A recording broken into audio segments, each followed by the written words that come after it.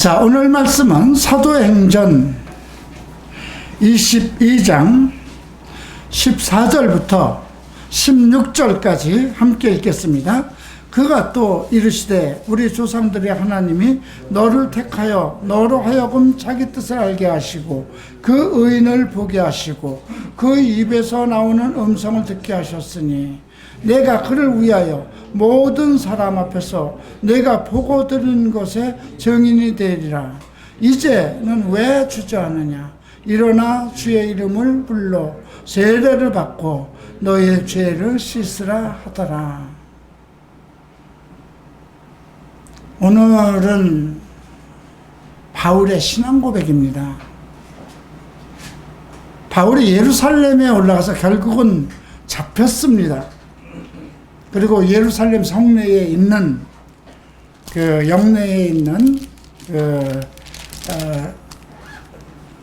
부대에 이렇게 천부장에 의해서 구금을 받았습니다. 그리고 이제 영내에 들어가다가 얼마나 그 소요가 컸으면 백부장이 아니고 천부장이 떴을까요? 연대장이 떴다고 그래야 될까요? 대대장이 떴다고 그래야 될까요? 작은 것은 100명의 군사를 지휘하는 백부장이 있잖아요. 그런데 백부장이 뜬 것이 아니고 예루살렘 전체가 요란스러우니까 천부장이 나선 겁니다. 예. 거기에서 만약에 살인사건이 일어나든가 어떤 그런 문제가 있을 때에는 이제 그 책임자들이 있기 때문에 그래서 이제 바울이 예루살렘 안에서 유대인들에게 이제 포위되고 그들에 의해서 큰 이제 위협을 당할 때 천부장이 그를 이제 영내로 들어갑니다. 그때 바울이 얘기하죠. 내가 당신에게 말할 수 있습니까? 이건 헬라 말을 한 겁니다. 그러니까 이것은 그 천부장은 아직 시브리어를 모르죠. 거기에 주둔한 로마 사람이죠. 그랬더니 이제 그러면 네가 과거에 그 소열을 일으켜서 자객 4,000명을 거느리고 광야로 가던 애굽 사람이냐? 그랬더니 아니다. 나는 유대인입니다. 작은 읍이 아닌 길리기아의 다소시의 시민이다. 그러니까 이 다소시에서 자라났다는 것은 나름대로 어떤 그 자부심이 있었던 것이거든요. 교육도시였습니다. 그래서 큰 도시 중에 하나였고 로마에서도 이 길리기아에 있는 다소 사람에 대해서는 특별한 그런 의식을 가지고 있었죠.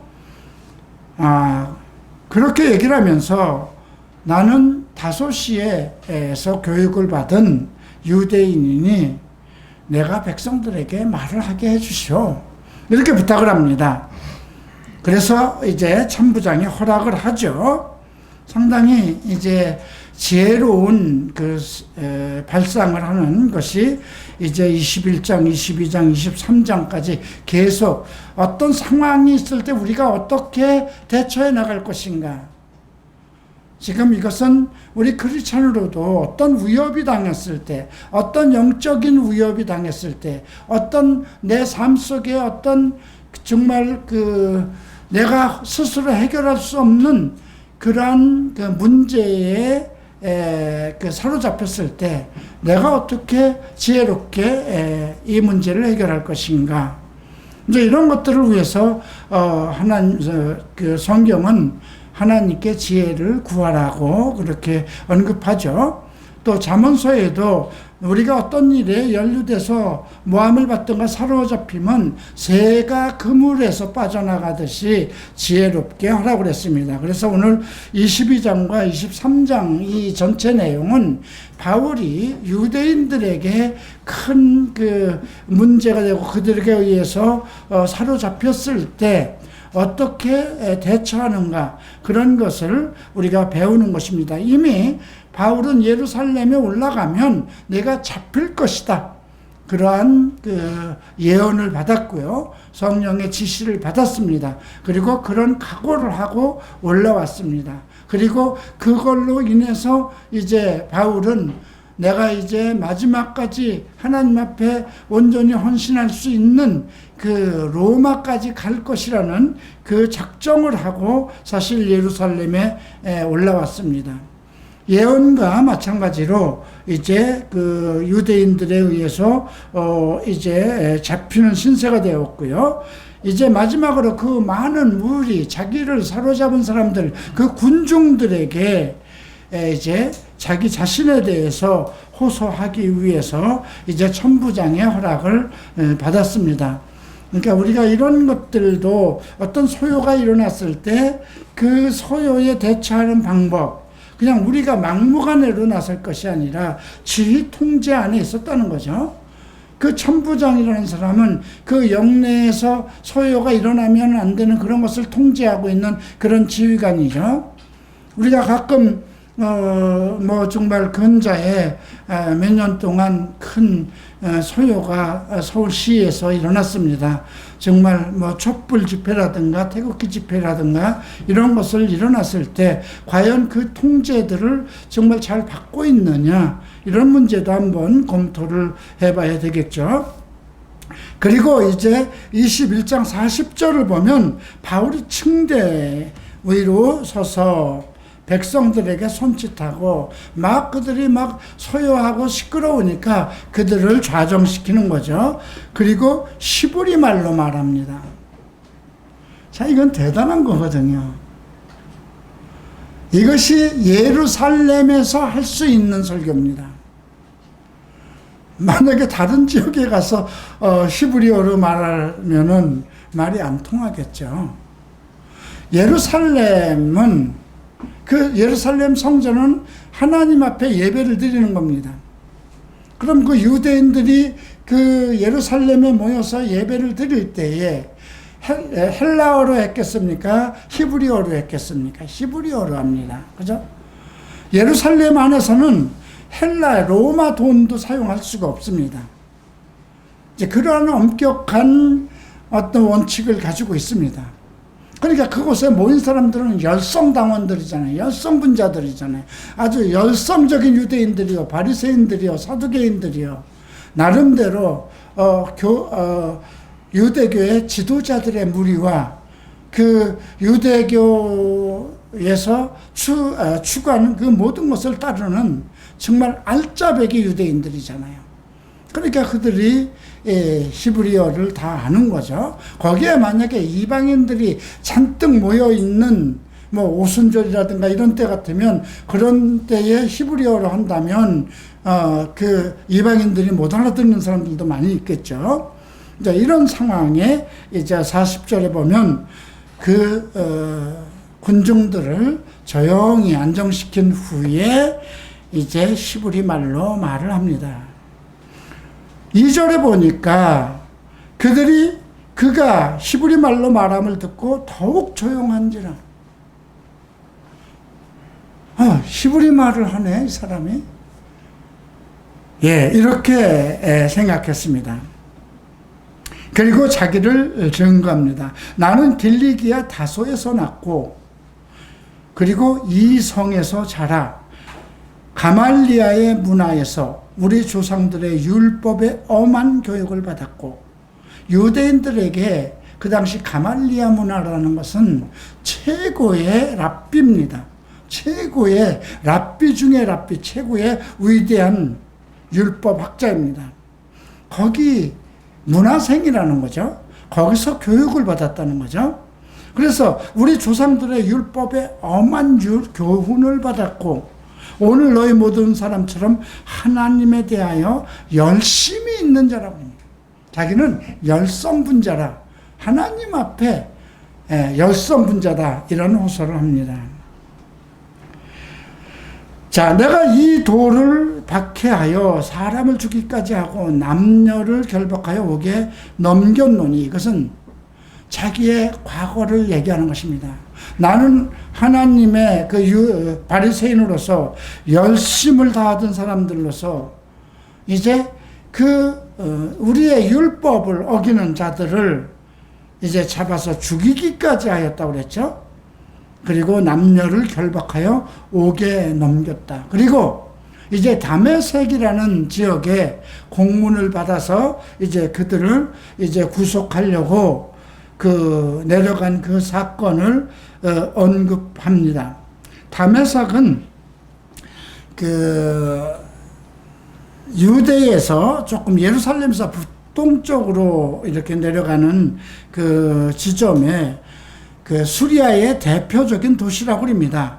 그런데 이곳에 유대인들 1만 명이, 그러니까 기독교인 1만 명이 유대인들 열성분자에게 의해서 핍박을 당하고 죽임을 당했다고 합니다. 그러니까 기독교인 1만 명이 유대인들 열심당원들에 의해서 죽임을 당한 도시라고 합니다. 그래서 그곳에 이제 공문을 받고 가는 중에 이제 하늘에서 큰 빛이 둘렀다. 그리고 예수님이 자기를 부르신 내용을 언급합니다. 7절 보죠. 사울아 사울아 내가 왜 나를 핍박하느냐 하거늘. 그래서 주님 누구십니까? 예, 자기를 부르신 그 음성에 대해서 모르기 때문에 누구냐고 이렇게 물었죠. 예, 나는 내가 박해하는 나사렛 예수라. 사실 예수를 박해한 건 아니잖아요. 예수를 믿는 그 교회를 박해했던 것인데요. 그런데 그 당시 같이 갈 때 나와 함께한 사람은 그걸 보지 못하고 자기만 그 빛을 보았다고 합니다. 자, 그리고 이제 10절을 보면 주님 무엇을 하오리까? 이렇게 바울이 예수님께 묻죠. 주께서 이르시되 일어나 다메섹으로 들어가라.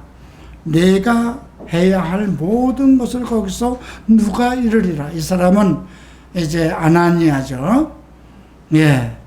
그래서 이제 다메섹으로 가서 그곳에서 모든 사람들에게 칭찬받는 경건한 사람 아나니아를 만났고, 아나니아가 형제 사울아 다시 보라.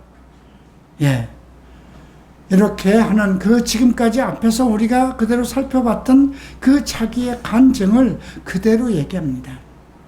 오늘 우리가 이 22장을 통해서 또 앞으로 또 바울의 간증이 또 나옵니다. 이런 내용을 통해서 우리가 살펴봐야 할 것은 내가 그리스도를 증거할 때 무엇을 증거하느냐 이겁니다. 바울이 예수 믿기 전에 있었던 그 자기의 상황, 자기의 실태, 하나님을 대적하던 관계에 대해서 숨김없이 얘기를 합니다. 어떻게 하면 좀 감출 수도 있는 부분인데 자기의 그런 부분, 왜 그리스도를 어떻게 해서 만났는가, 이 상황을 보면 바울은 전혀 예수 그리스도를 만나고 싶은, 예수 그리스도를 믿고 싶은 생각이 전혀 없었던 겁니다. 오히려 예수 그리스도에 대해서 반대하고 오직 그 유대교를 통해서 믿는 가말리 학파에서 가리키는 그 율법에 대해서 열성적이고 그렇게 하는 것이 하나님의 뜻이라고 생각하며 그런 생각으로, 그런 사고방식으로 살아오던 전형적인 유대인 또 바리새인 중에 하나였죠.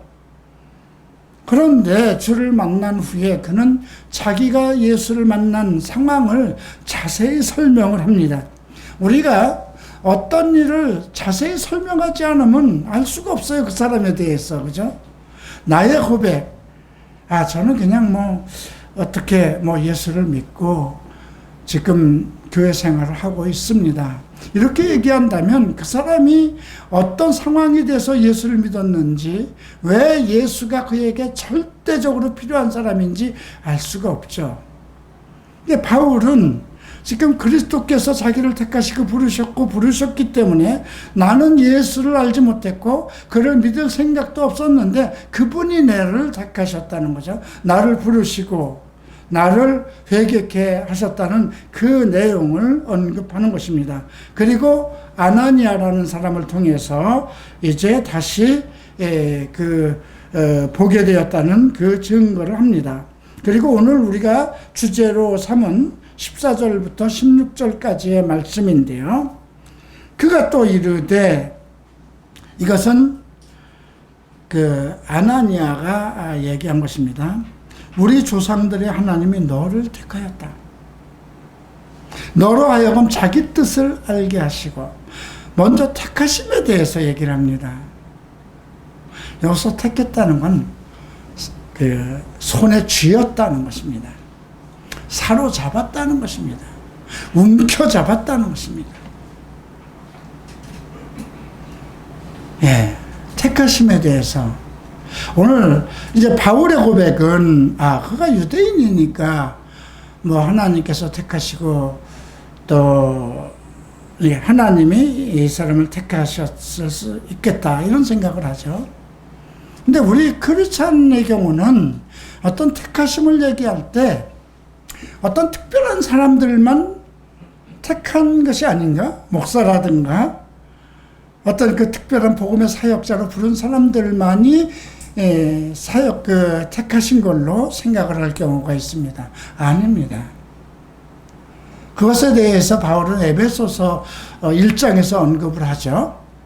창세전에 그리스도 안에서 우리를 택하셔서 그의 사랑 안에서 거룩하고 흠없게 하시려고 하셨다.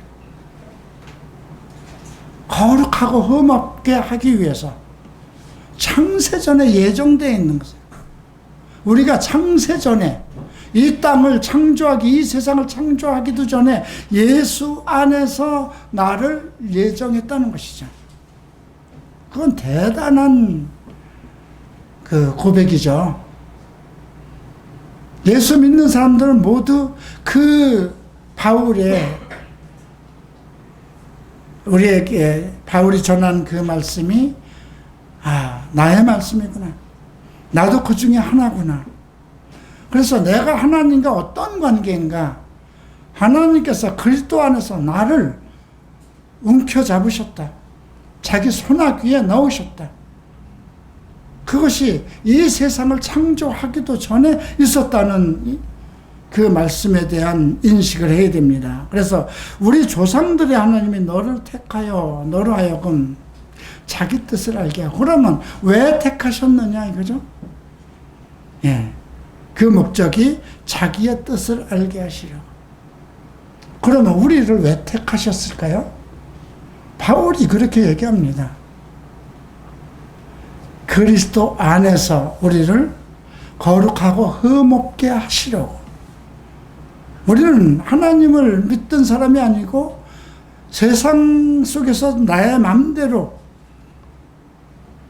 죄를 일삼으며 죄로 살던 사람들이거든요. 그래서 그리스도 안에서 나를 거룩하고 흠없게 하시려고, 우리는 그것이 하나님의 계획이고 하나님의 뜻입니다. 그런데 지금 바울은 너를 택하시고 그의 뜻이 무엇일까요? 예, 첫 번째는 그의 의인을 보게 하시고 그랬습니다. 그의 의인 그리스도죠. 메시아를 보게 하시고 그 입에서 나오는 음성을 듣게 하셨으니. 바울은 지금까지 가말리 학파를 통해서 하나님의 말씀을 배웠습니다. 유대인으로서 성장해 왔습니다. 이 구약에 나오는 율법에 대해서 열심히 배우고 그 율법대로 지키며 자기의 온전한 그런 신앙관을 가지고 있던 사람입니다. 그는 하나님에게 택하셨다는 그 생각은 처음부터 가지고 있었던, 왜? 이스라엘 백성들 전체가 택하심이잖아요. 그죠? 이스라엘 백성은 모든 인류 중에서 그들을 택해서 하나님의 백성으로 삼았으니까. 그 중에 자기는 또 한 사역자로서 헌신하기 위해서 그 가말리 학파에서 공부를 했고, 그리고 자기도 랍비가 되기 위한 그런 교육을 받던 사람이에요. 그러니까 바울은 택하심에 대해서 잘 알고 있지만 여기서 얘기하는 너를 택하신 그 목적은 지금 네가 생각하고 있었던 것과 다르다는 것입니다. 네, 자기 뜻을 알게 하시며, 이 말은 뭐예요? 바울이 그렇게 정말 유대인들 중에 예수 믿는 사람들을 잡아다가 죽이기도 하고 옥에 넘기기도 하고 그들을 핍박하고 오직 그 유대교를 통한 하나님의 그 하나님을 믿는 그 믿음을 굳건히 하려고 하는 그런 것을 자기의 신념과 뜻으로 알았을 것입니다.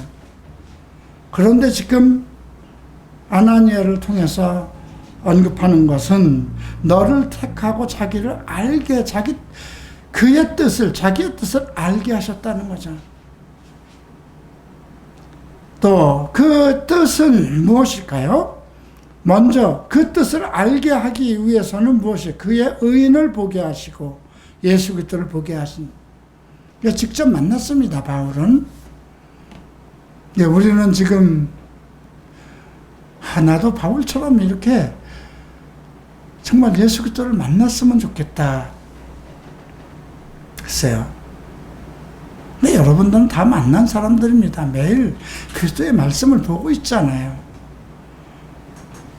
태초에 말씀이 있었고 그 말씀은 하나님과 함께 하셨고 그 말씀은 하나님이다. 로고스에 대해서, 예수 그리스도에 대해서 언급하고 있잖아요. 우리는 성경을 통해서 예수를 만나고 있는 것입니다. 그리고 이제 장차 친히 우리는 예수를 만날 것입니다. 그러나 우리가 여러분들이 어떤 상황이 돼서 정말 한 택한 자로서 하나님 앞에 열성을 다하고 최선을 다하다가 어떤 정말 긴박하고 죽임을 당할 그런 상황이 되면 지금도 예수님은 우리 앞에 나타날 수 있을까요? 나타나실 것입니다. 그래서 그 의인을 보게 하시고 그 입에서 나오는 음성을 듣게 하셨다고 합니다. 그 입에서 나오는 음성이 뭘까요? 복음입니다. 그리스도의 말씀, 복음입니다. 복음을 듣게 하시려고 결국 우리를 택하신 거나 같은 말입니다. 창세전에 우리를 택해서 그의 사랑 안에서 거룩하고 흠없게 하시려고 우리를 예정하신 것과 같은 이야기입니다. 내가 그를 위하여 모든 사람 앞에서 내가 보고 들은 것에 증인이 되리라. 네가 보고 들은 것. 그러니까 바울이 전하는 모든 말씀은 그리스도에게서 들은 것이라는 것이죠. 네, 증인이 될 것. 이미 예수님께서 사도행전 1장 8장에서 8절에서 말씀하셨죠. 예루살렘과 유다와 사마리아와 땅끝까지 이르러 너희는 내 증인이 될 것이다. 자, 그러고 이제는 왜 주저하느냐. 일어나 주의 이름을 불러 세례를 받고 너의 죄를 씻으라. 먼저 주의 이름을 부르라고 합니다. 예수께서 우리를 부르셨고 알게, 하나님께서 우리를 택해서 예수를 알게 하시고 하나님의 계획된 것을 아니까 이제 내 입으로 내가 예수를 부르라는 거죠. 이건 매우 중요한 것입니다. 우리가 하나님을 믿을 때 그 시작은 그리스도의 이름을 부르는 걸로 시작됩니다. 예수 그리스도가 나의 주인이기 때문에 그분을 통해서만 하나님 아버지를 만날 수 있는 것이거든요. 그리스도의 이름으로 드리는 모든 기도는 하나님께서 받으신다고 그랬습니다. 그래서 나는 하나님의 자녀지만 그리스도를 통해서 하나님 앞에 나아가는 것입니다. 그래서 우리의 모든 기도가 예수 그리스도의 이름으로 드려지는 것이고요. 우리가 예수를 찬송하는 것이고요. 예수를 높이는 것이고요. 내가 예수 그리스도 안에 소속되어 있다는 것.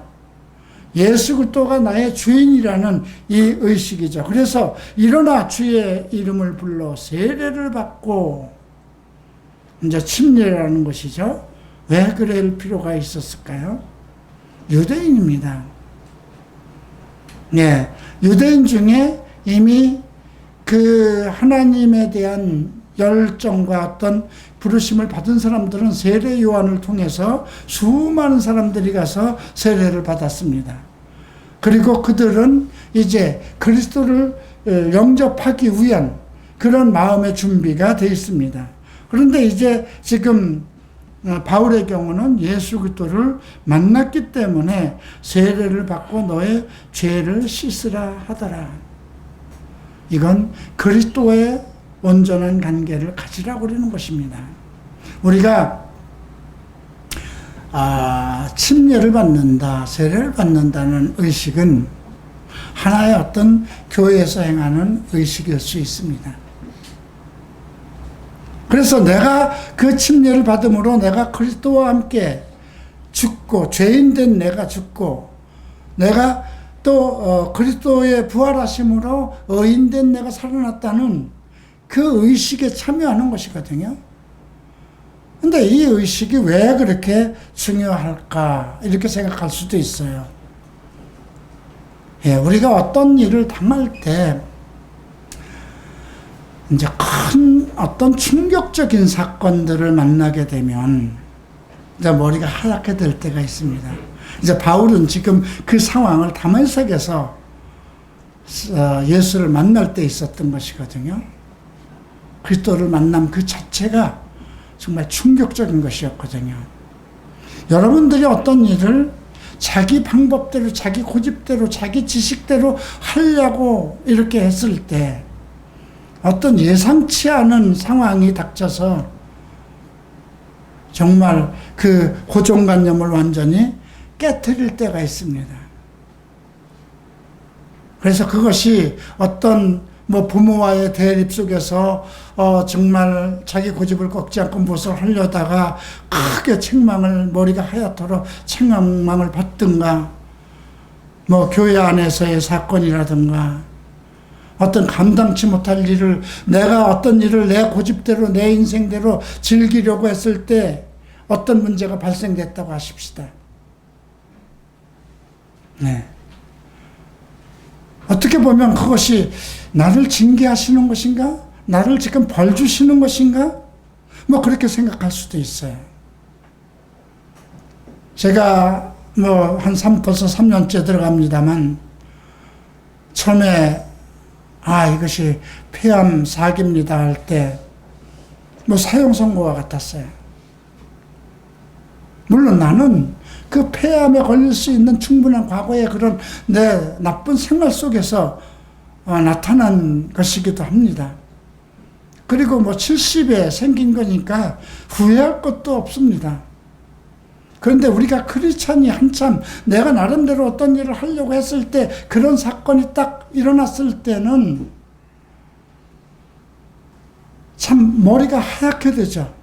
그 시점에서 무엇을 해야 되는가? 왜 이런 일이 나에게 일어나는가? 그때 나는 히스기야 말씀이 레마로 떠올랐습니다. 이사야 선지자를 통해서 이제 내 집을 정리해라.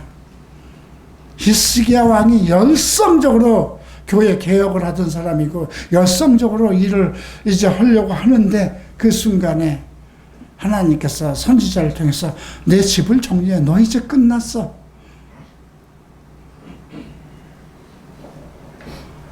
그런데 사실은 그리고 나서 이제 히스기야가 감당하지 못할 그 상황에서 주께 기도하죠. 면목 기도했다는 것은 모든 상념을 다 끊어내고 모든 자기의 생각과 계획과 모든 것을 다 정리하고 그 문제로만 가지고 주님, 나를 내게 정리하게 하신 것이 무엇입니까? 그 뜻을 알게 해 주십시오. 아마 그런 기도였겠죠. 그때 이제 이사야가 왕궁을 나와서 계단을 걸어서 나오려고 했을 때 하나님이 다시 보내죠. 가라. 그리고 무화과의 그 잎을 종처에 붙이라고 합니다. 그걸로 봐서 이미 히스기야 왕은 병중에 있었다는 거예요. 갑자기 병이 생긴 게 아니라. 그러나 그걸로 죽을 것이라고 생각하지는 않았다는 것이죠. 근데 그 죽음이 하나님으로부터 내린 거라고 생각했을 때 히스기야가 뭘 생각했을까? 그래서 저는 그 말씀이 떠오르는 순간, 그렇다고 히스기야가 면목 기도를 했으니까 15년을 더 연장해 줄 것이라 그런 생각은 하지 않았습니다. 네, 다만 지금 나를 부르시는 이유에 대해서 알고 싶었습니다. 내가 지금 아직 일이 진행 도중이잖아요. 예, 내가 지금 하나님의 뜻에 의해서 어떤 일을 진행 중이라고, 여러분들이 만약에 어떤 지시를 받아서 내가 지금 부산으로 내려가는데 KTX를 타고 가는데 대구쯤 가서 도중에 너 내려서 돌아가라 이런 얘기를 했다면 그 이유에 대해서 알아야 되잖아요. 그러면 내가 여기서 중단해야 될 이유가 무엇입니까? 그리고 그 다음 일은 어떻게 준비를 할까요? 그런 기도였습니다. 오늘 이 말씀을 통해서 우리가 발견해야 되는 것은 지금 우리를 택하신 것, 과연 나는 하나님이 나를 택하신 것에 대해서 바르게 알고 있느냐? 하나님이 나를 부르신 뜻. 먼저 그 의인을 보게 하시고 그리스도와의 관계입니다. 나는 지금 예수와 어떤 관계, 내가 주인이라고 그러고 내 인생의 모든 책임자이고 장차 내가 만났을 뿐인데 그분과 어떤 관계를 가지고 있느냐. 여러분들이 여러분들의 육신의 아버지와의 관계를 생각해 보세요. 아버지와 나와의 관계는 아버지께서 아버지에 대한 생각을 항상 하게 되고 아버지께서 하시는 말씀에 대해서 귀를 듣고 아버지가 하시는 말은 그대로 지키는, 따라가는 그런 입장이죠. 근데 나의 주인이 예수 그리스도라면, 내 영혼의 주인, 내 모든 삶의 주인, 내 생명의 주인이 그분이라면 너는 그분과 어떤 관계를 가지고 있느냐. 그런 것을 우리가 생각해야 돼요. 택하셨다는 건 우리를 택하셨기 때문에 하나님을 믿고 예수를 믿고 예배를 드리고 하나님을 찬송드리는 것입니다.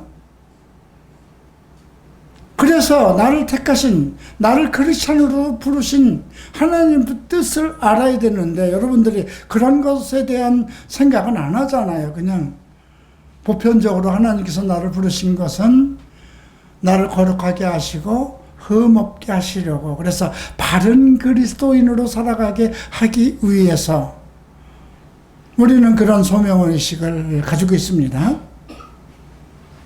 그래서 그의 의인을 보게 하시고 우리가 예수를 만나게, 여러분들이 마음으로 만나든 영으로 만나든 그리스도가 항상 내 안에 있기 때문에 예수님의 이름으로 기도하고 또 예수 그리스도의 말씀을 보고 그의 말씀을 기뻐하고 하는 것이거든요. 그리고 그 입에서 나오는 음성을 듣게 하셨다. 네, 이 바울의 고백을 통해서 우리가 다시 나의 믿음을 점검해 봐야 되는 것은, 나는 그의 택하심에 대해서 어떤 생각을 가지고 있는가, 또 그분은 나를 왜 택하셨는지, 택하심의 뜻을 알고 있는가, 그것에 대해서 어떤 확실한 믿음의 확신이 없다면 그리스도와의 만남에 문제가 있다는 거예요. 그죠? 그리스도와의 관계에 문제가 있다는 거죠. 그래서 그 의인을 보아야 된다는 거죠. 두 번째는 그 입에서 나오는 음성, 말씀. 여기서는 음성이라고 되어 있습니다. 우리가 그러면 그 입에서 나오는 음성을 어떻게 들을 수 있을까요? 네. 우리는 성경을 보면서 나는 과연 그의 음성을 내 귀로 듣고 있는가? 그런 생각을 또 가질 필요가 있죠. 그 이야기를 바울이 증거했습니다. 그리고 오늘 예루살렘에 나와서 내가 이 사실에 대해서 증언을 했는데 저들이 지금 받아들이지 않는 것입니다. 그래서 내가 이제 이런 이야기를 하면서 자기의 과거에 대한 이야기를 합니다. 19절에 내가 18절에 이런 얘기가 있습니다. 이렇게 변화를 받고 세례를 받은 후에 그리스도인으로서 이제 활동을 할 때에 예루살렘에 와서 성전에서 기도할 때라고 얘기를 합니다. 이제 변화받은 사도로서 부름을 받고 예루살렘에 올라가서 기도할 때 또 주님이 나타났습니다. 뭐라고 하셨냐면 속히 예루살렘에서 나가라. 그들은 내가 내게 대하여 증언하는 말을 듣지 아니할 것이다. 그러니까 이 말은 뭐예요? 자기가 예루살렘을 자기가 부르심에 대한 그 확신을 가지고 나를 택하신 것은 어쩌면 하나님께서 그 자기와 같은 유대인들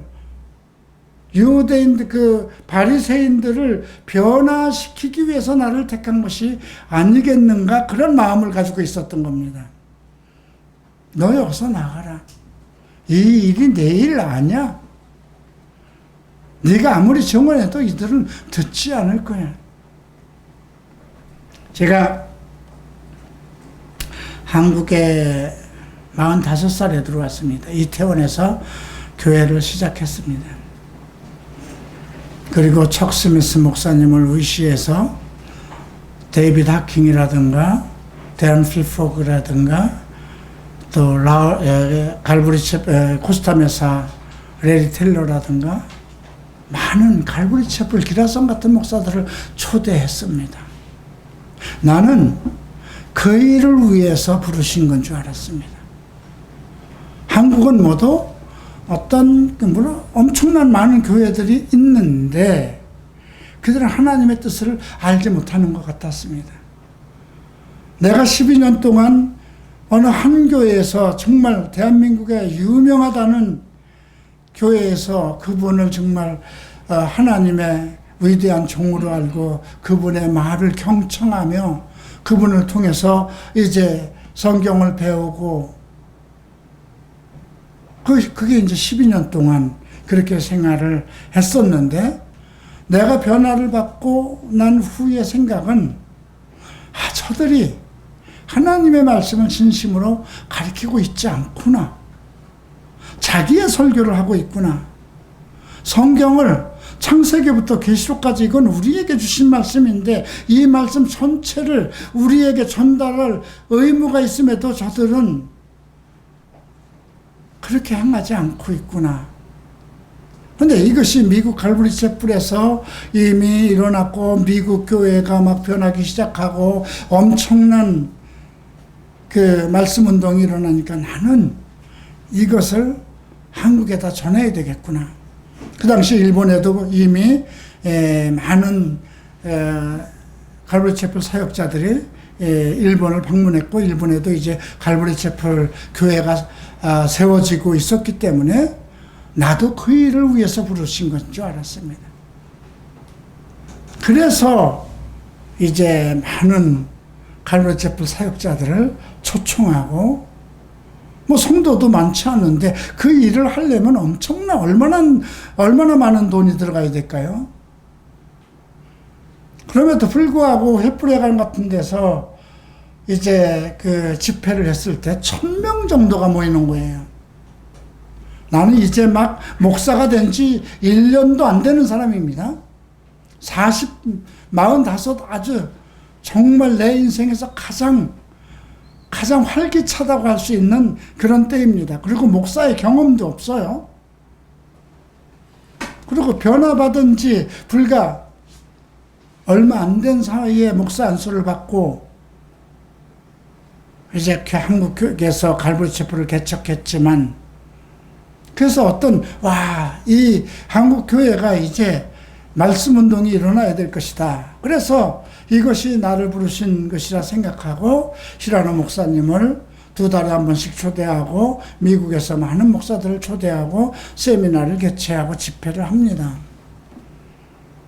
그 엄청난 일이, 여러분, 그것이 지금 우리가 홀리 페스티벌이나 이런 것을 할 때도 내 힘으로 하지 못하고 주변에 많은 그 교회의 도움을 받아서 해야 되는데, 그 일을 조그만 성도도 20-30명도 안 되는 교회에서, 이제 새로 생긴 그 교회에서 그런 집회를 계속 펼쳐나갈 때 결국 무엇으로 하는 걸까요?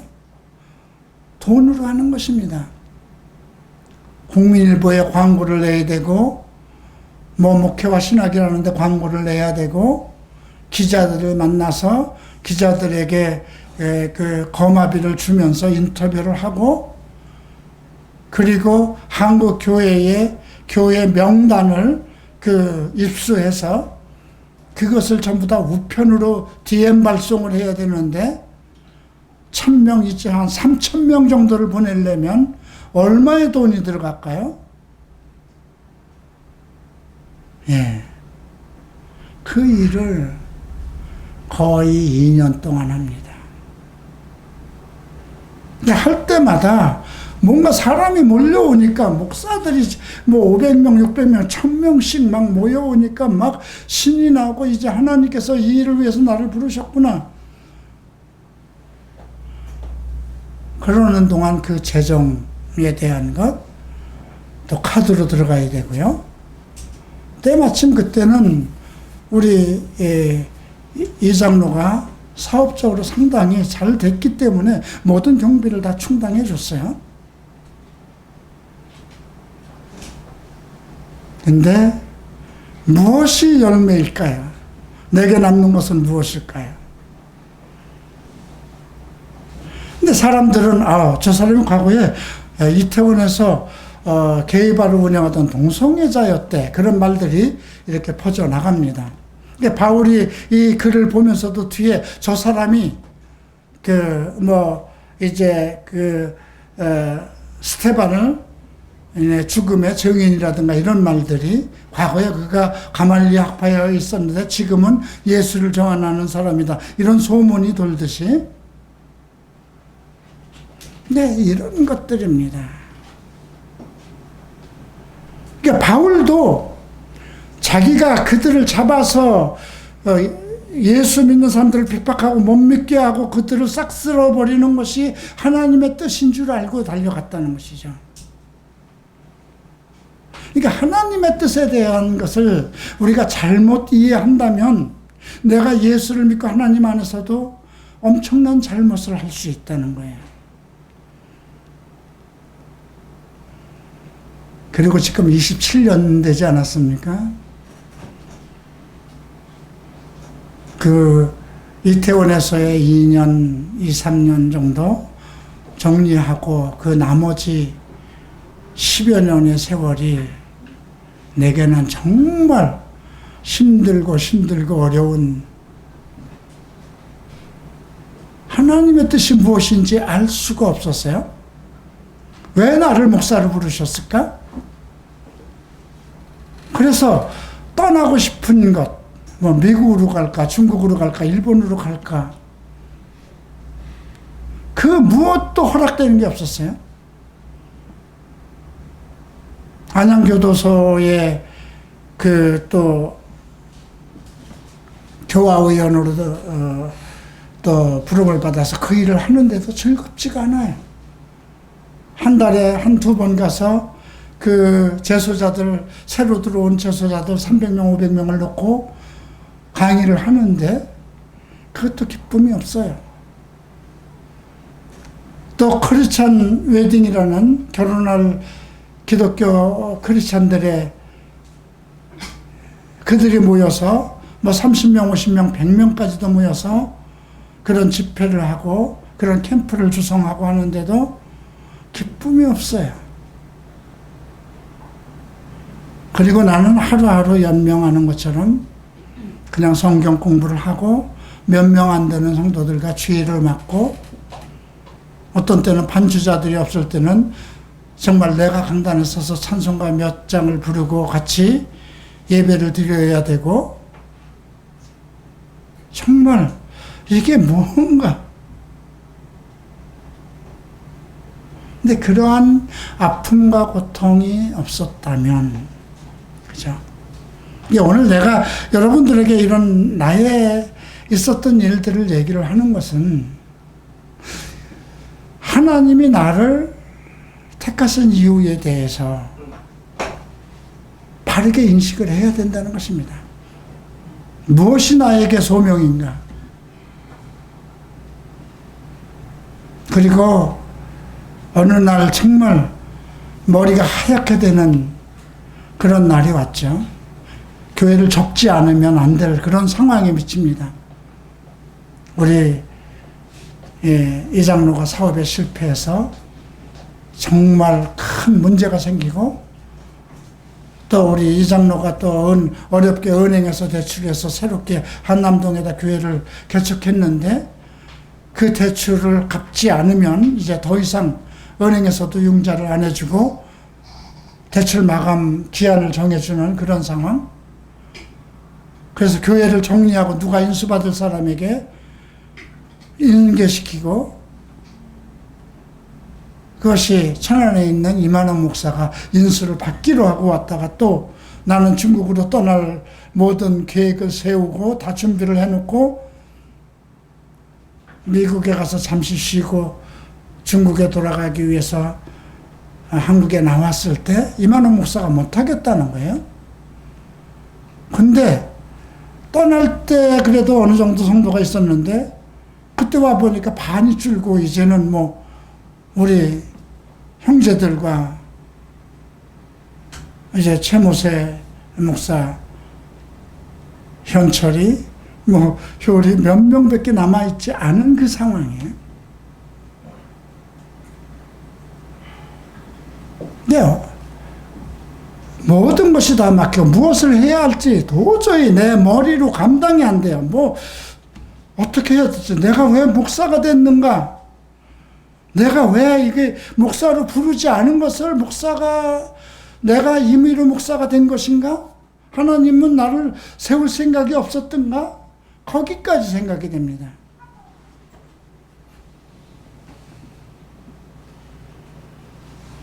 그리고 나중에 하나님의 음성이 내가 너를 유명한 갈보리 채플 강해 설교자로 만들기 위해서 부르는 것 같으냐? 한국을 변화시키고 한국의 교회를 바꾸기 위해서 너를 부른 걸로 생각하느냐? 네가 지금 12년 동안 무엇을 했느냐? 네가 변화받은 지 몇 년 됐느냐? 그리고 지금 한국에 나와서 목회한 지 몇 년이 됐느냐? 네가 정말 너와 같은 아이들을 사랑해 봤느냐? 이 말이에요.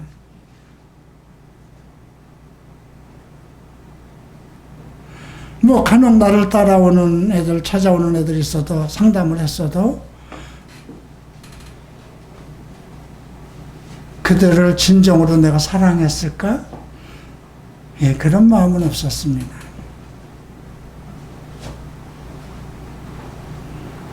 예, 그렇게 머리가 하얗게 되는 그 상황 후에 다시 고백하게 되죠. 주님, 잘못했습니다. 이제 나에게 시간을 주십시오. 나에게 한 10년을 더 주십시오. 그 말씀에 그러한 새로운 기도와 함께 하던 일을 다 접고 크리스찬 웨딩도 오늘 이제 이번 주부터 안 합니다. 7년 동안이나 크리스찬들, 젊은이들이 만나서 결혼하는 그 사역을 접고, 그리고 이것이 내가 가야 할 것이다 하고 시작한 것이, 그래서 여러분들을 만나고 그리고 논현동까지 온 것입니다. 그래서 오늘 이 말씀을 통해서 이제 바울이 그 18절에서 보면, 예루살렘에 가서 내가 할 일은, 예루살렘에 있는 랍비들, 제사장들, 내가 그들 속에서 엄청난 일을 하던 사람이니까 그들을 변화시켜야 되겠다.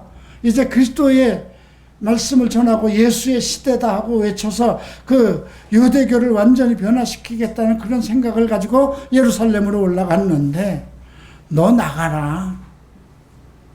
너 뭐 하는 거냐, 이런 말씀이죠. 그들은 내가 증언하는 말을 듣지 아니할 것이다. 그때 얘기를 하죠. 19절 보죠. 내가 말하기를, 주님, 내가 주를 믿는 사람들을 가두고 또 각 회당에서 때리고 또 주의 증인 스테반이 피를 흘릴 때에 내가 곁에서 찬송하고 그 죽이는 사람들의 옷을 지킨 줄을 그들도 아나이다. 이들이 지금 내가 어떤 상황인지 다 알고 있어요. 그러니까 내가 예수를 만난 것을 증언하면 저희들도 다 나와 같이 변화를 받고 그리스도께 올 것입니다는 자기 생각을 주장하죠. 그때 21절 보면, 떠나가라. 내가 너를 멀리 이방인에게 보내노라. 네. 항상 하나님의 생각은 우리와 다를 때가 있습니다. 하나님의 생각은 알 수가 없습니다. 그래서 우리가 어떤 일을 정말 머리가 하얗게 되는 상황을 겪을 수도 있어요. 아버지와 맞서고 교회 목사와 맞서고 했을 때 일어나는 어떤 상황들,